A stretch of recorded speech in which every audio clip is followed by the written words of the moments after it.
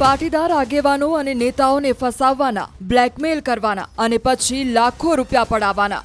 શું ખરેખર આવું થઈ રહ્યું છે?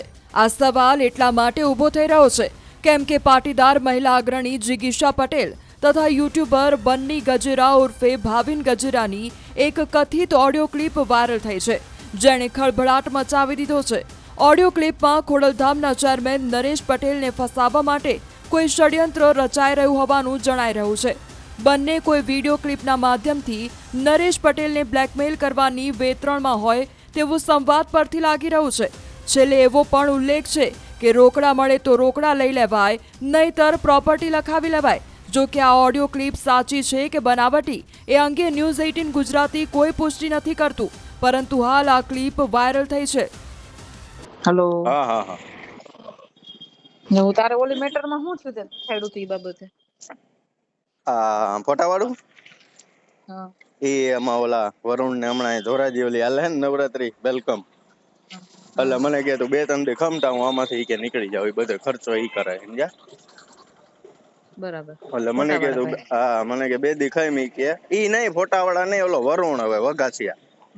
વરુણ વઘાસિયા એમ નહીં, ખર્ચો કેમાં કરે છે વેલકમ નવરાત્રી? હા, દર વર્ષે 5-10 લાખ રૂપિયા બગાડે ભાઈ ટિકિટ હાટુ. મને કે તું ભાઈ 2 દી ખમી જાય કે આમાં નવરો થઈ જાવ ને કે આઈ જાવ 1 દી બાકી છે, પછી કે આપણે રૂબરૂ જઈ આવી કે એમ. હા, પછી જોઈ હું થાય છે હું કે હે એ પ્રમાણે હાલશું. રૂબરૂ જોઈ આવી એમ કીધું? હે રૂબરૂ નો જતો તું? એમ નહીં, ઈ તો મને એને એના કામે બોલાવ્યો હતા જયેશભાઈ વિરુદ્ધ, ઓલા નરેશભાઈ વિરુદ્ધ ને મૂક્યું હતું ને. હા, મારી વાત સાંભળ. પણ હા તું રૂબરૂ નો જાતો, જ્યાં સુધી બંધ મુઠ્ઠીમાં રમીશ ને હા હા ત્યાં સુધી ગેમ લાંબી હાલશે. ટૂંકમાં એના દ્વારા જ કરાવવું એમ, હું ન જાઉં. હા સમજો તો હું વાત કરીને આવી છું. બરાબર. એ વાત એને કરી બીજા દ્વારા નહીં, મેં પોતે મારા મોઢે જ કીધેલી છે કે આવું આવું છે. બરાબર. વિરોધી ટીમ તો હું કીધું આવી છું. હવે છે ને હું તને કવિ પ્રમાણે ચાલતું. હા તું છે ને નરેશભાઈ ની ઓફિસે હા એક ખાલી સીડી મોકલ. બરાબર. એની અંદર એક ચિઠ્ઠી રાખી દે. બરોબર. ટાઈપ કરેલી હો, પોતાની જાતે લખેલી નહીં. હા, ટાઈપ કરેલી જે પછી પ્રિન્ટ કાઢેલી. હા, પ્રિન્ટ કાઢેલી. હા હા હા કે આ વખતે કોરી છે, હા હા નેક્સ્ટ ટાઈમ વિડિયો સાથે મોકલીશ. હા હા એમ નહીં, પણ એ ખબર તો પડી જાય ને કે આપણે મોકલી છે એમ. કોને હું કામ ખબર પડે? કોને નામ દીધું તારું? કુરિયર તો તારી આપણે પાસે કુરિયર આપણે બધું કરીએ એટલે એની એ ડિટેલ. આપણો છોકરો આપી આવે ઓફિસે, કહી દે અહીંયા કે નરેશભાઈ સિવાય કોઈને ખોલવા ન દેતા. હા હા બરોબર, એ રીતનું સેટિંગ કરીને. બરાબર. કાઈ વાંધો નહીં, અને ગોઠવીએ એ છોકરાને રીતનું. ખબર ના હોય કે અંદર શું હોય. બરોબર નહીં બરોબર. તારે દેવાનું, નહીં તારે કોઈ બીજા પાસે દેવડાવવાનું, એવું કરવાનું. હા હા અને કોઈ ઓળખતું જ ન હોય ને એવા માણસ પાસે દેવડાવવાનું. હા બરોબર. હા, એ રીતનું કરીએ તો થાય. હા બરાબર. અને છે ને એમાં હારે એક છે ને ઓલો તે મને બતાવ્યો હતો ને, એક ફોટો મૂકી દે. હા બરોબર, એ ખાલી સેમ્પલ મૂકી દેવાનું. હા, એ સેમ્પલ મૂકી દે. છોકરીનું મોઢું છે ને જરાક કાળું કાળું કરી નાખજે, એટલે એને એક્ઝેક્ટ આઈડિયા ન આવે કોણ છોકરી છે. નકરી છોકરીને પૈસા દઈને ફોડી દે કે આ ભાઈ મારું છે જ નહીં એમ કરીને. હા બરોબર. અને બીજું શું કહું, શું કહેવાય, આની વાટ ન જોઉં તો વઘાસિયાની વાટ જોમાં તું અત્યારે કર આ બધું, કારણ કે અત્યારે છે ને માહોલ એકદમ ગરમ છે. હું કઈને આવી છું, કહું તો છું તને. હું તને અત્યારે કેતી નહોતી, એનું રીઝન હતું કે તું 5-6 દી જાય ને પછી કહું ને તો એને એમ ન થાય કે હું કરાવું છું. હા બરોબર. હા, એ વાત હતી, ખોટું ઓલું થાય નહીં. હા, એટલે મેં તને અત્યારે કીધું. ના એ વાત બરોબર. આ તો આની ખોટી વાત ન જોવી એમ, એ રમણ કરી હા, નાખે. ઈ આ બધા શું કરશે ખબર તને? આ બધાની આદત મને ખબર છે. એટલે એ આ જો વાંચી તને આની પેલા જો મને જયેશભાઈ ઓલા નરેશભાઈ નો વિરોધ કરતો હતો ને, વરુણ જ આવ્યો બરોબર. મને કે ભાઈ શું છે ને આમ છે ને તેમ છે ને, એટલે મારી પરિસ્થિતિ ખરાબ હતી, એને ખબર હોય કારણ કે એનો હાહરો છે એ મારા ગામનો છે. એટલે એને મને કે હાલ બની કે હું તને 2 લાખ રૂપિયા કરાવી દઉં. મેં ના ભાઈ, પૈસા તો પેલા નથી લીધા ને અત્યારે લઈને 2 લાખમાં મારું કાંઈ થાય એમ નથી કીધું. એટલે મને કે એવું નથી ભાઈ કે અમારો બિઝનેસ આગળ વધે કે નરેશભાઈ પાસે અમારું ઊંચું થાય નહીં કે, તો અમારું તો જો એટલે હું તને એટલે સેટિંગ જ કહું છું. કરાવું. હા બસ, હું તને ઈ જ કહું, તારા નામે ઈ લોકો ચરી ખાય. અને 2 લાખ રૂપિયા તોય મને એને ધરાર દીધા, ઈ 50-50 હજાર કરીને 7 મહિને દીધા બોલો.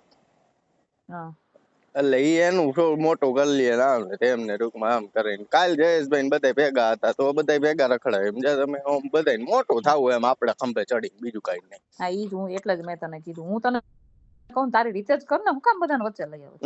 ના બરોબર. હું જો મેં કહી દીધું, મેં એને કહી દીધું બરાબર, એટલે એના મગજમાં તો છે જ. હા બરોબર કે આવું કઈક છે એમાં. બરાબર રિપ્લે કઈ ન આવ્યો. કરી દીધી. ના ના મને કે ના ના કે મારું હોય જ ને. અરે હું ન હોય ભાઈ, મેં કીધું મારી નજરે જોઈને આવી, મેં કીધું 2 મિનિટનો વિડીયો મેં કીધું, અને જેતપુરની છોકરી ગોંડલનું ફાર્મ નજરે જોઈને આવી છું બધું, મેં કીધું નામ નથી દીધું મેં છોકરી. હા બરોબર એ હારા મારું કીધું. તમારાથી તો મેં રિપોર્ટ સાંભળ્યા, તમારાથી તો બીવે. હલો હા હા તમારાથી બીવે, મેં રિપોર્ટ સાંભળ્યા. મને ઓલા જુનાગઢ કેતન હારે વાત થઈ ને તો મને કહેતા હતા.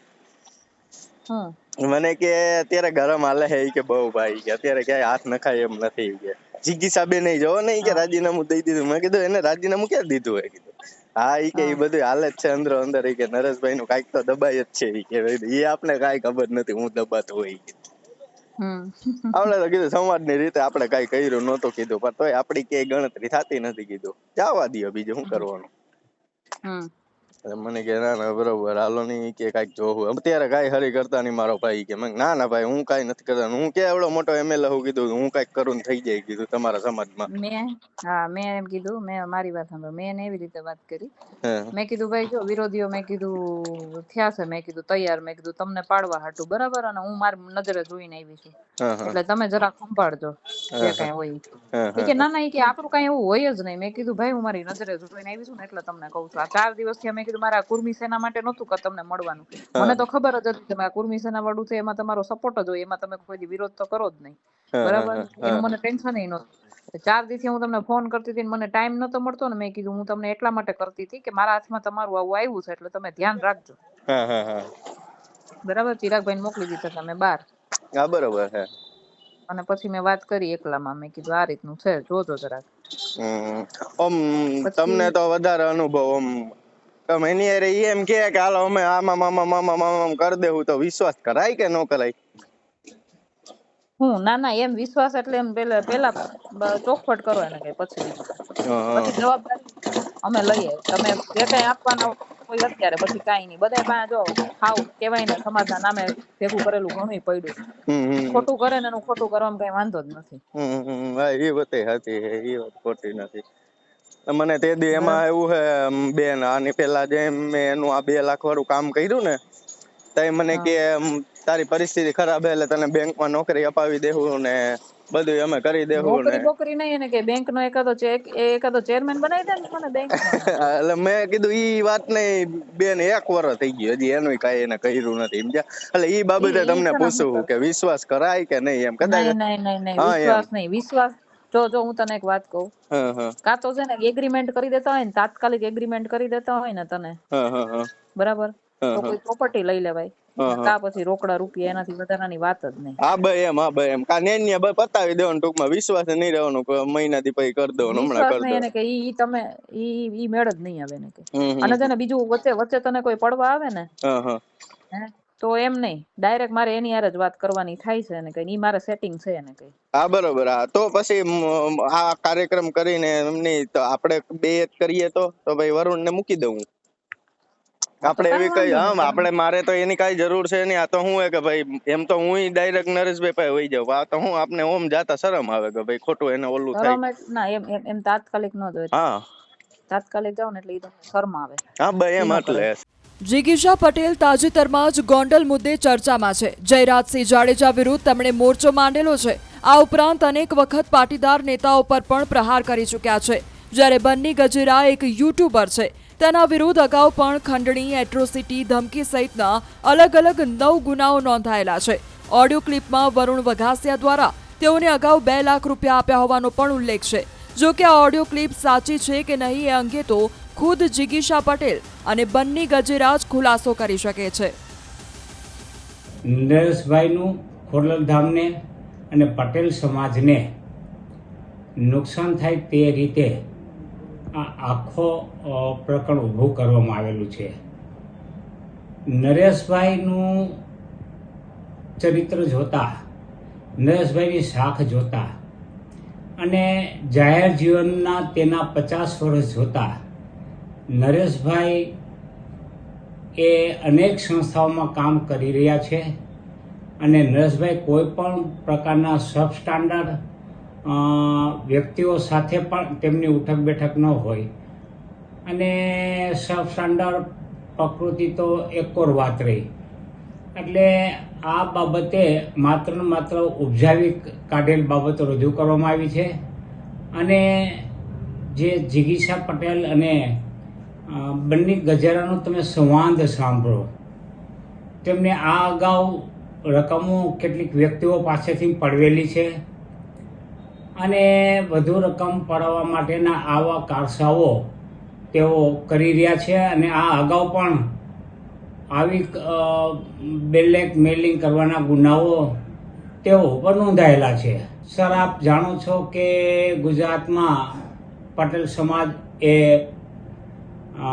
સારી એવી પ્રભુત્વ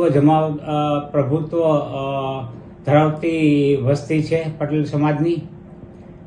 એટલે પટેલ સમાજ ઉપર બધા રાજકીય પક્ષોનો ડોરો હોય એ સ્વાભાવિક છે અને આવા રાજકીય પક્ષો છે એ પટેલ સમાજને એના નેતાઓને પોતાના કાબૂમાં લેવા માટે આવા કોઈ પણ પ્રકારના કૃત્યો કરાવતા હોય છે, ડાયરેક્ટલી કે ઇનડાયરેક્ટલી. આપને શું લાગે છે જિગીષા અને બનીની પાછળ પણ કોઈ મોરો હોઈ શકે? નકારી શકાય નહીં. કદાચ તેમની પાછળ પણ અન્ય પરિબળો કામ કરતા હોય.